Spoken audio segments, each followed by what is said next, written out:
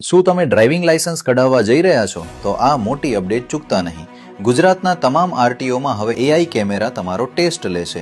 આ સિસ્ટમ એટલી સચોટ છે કે જો તમે નિયમો મુજબ ડ્રાઇવિંગ કરશો તો પાસ થવું એકદમ સરળ છે. બસ થોડું ધ્યાન રાખવાની જરૂર છે. આ વિડીયો અંત સુધી જોજો. આખી નવી પ્રક્રિયા હું તમને સ્ટેપ બાય સ્ટેપ સમજાવીશ.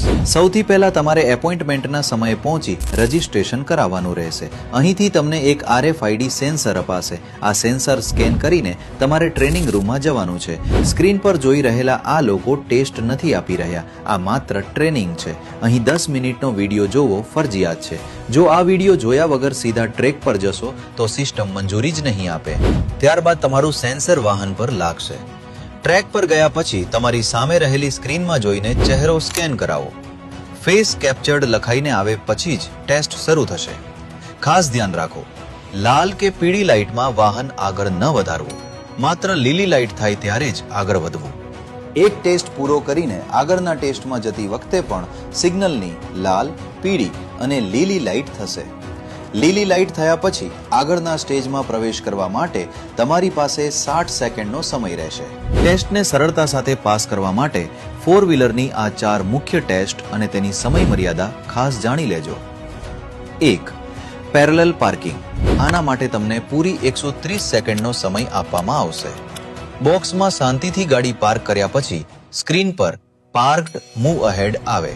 ત્યારબાદ જ પીળી લાઇન ક્રોસ કર્યા વગર બહાર નીકળવાનું છે. 2. ઢાળનો ટેસ્ટ.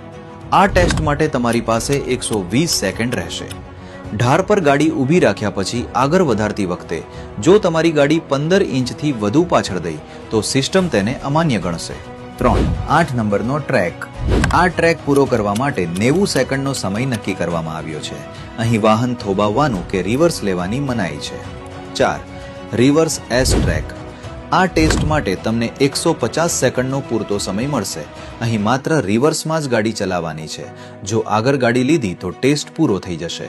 2 વ્હીલર વાળા ખાસ ધ્યાન રાખે કે 8 નંબર બનાવતી વખતે પગ જમીન પર અડવો જોઈએ નહીં.